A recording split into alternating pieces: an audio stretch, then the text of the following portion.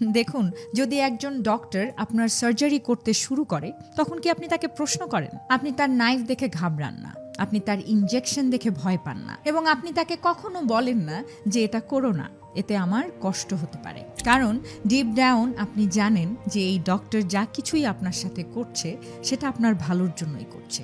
ঠিক তেমনি আমাদের সৃষ্টিকর্তা, তিনিও প্রায় আমাদের জীবনের সার্জারি করেন। আমাদের জীবন থেকে কিছু মানুষকে বের করে দেন, কিছু রাস্তা বন্ধ করে দেন, কিছু দুঃখ দেন, কিছু কষ্ট দেন, কিছু সমস্যাও দেন। কিন্তু আসলে সৃষ্টিকর্তা আমাদের শিক্ষা দান করছেন। যে গন্তব্য পর্যন্ত সৃষ্টিকর্তা আমাদের নিয়ে যেতে চান, সেখানে পৌঁছানোর জন্য যেরকম কষ্ট সহ্য করার মতো মানুষ আমাদের হতে হয়, সেই প্রস্তুতি আমাদের থাকে না। তাই তিনি আমাদের সেভাবেই প্রস্তুত করান। কিন্তু এখানে মজার ব্যাপারটা হলো, আমরা খুব সহজেই একজন ডক্টরের উপরে ট্রাস্ট করি যে সে যা করছে আমাদের ভালোর জন্যই করছে, কিন্তু সৃষ্টিকর্তার উপর ট্রাস্ট করি না। যা উনি করছেন সেটা আমাদের মঙ্গলের জন্যই করছেন। সো অলওয়েজ রিমেম্বার, ঘাবড়াবেন না, যা হচ্ছে সেটা ভালোর জন্যই হচ্ছে, আর যা হবে সেটাও সব সময় ভালোর জন্যই হবে।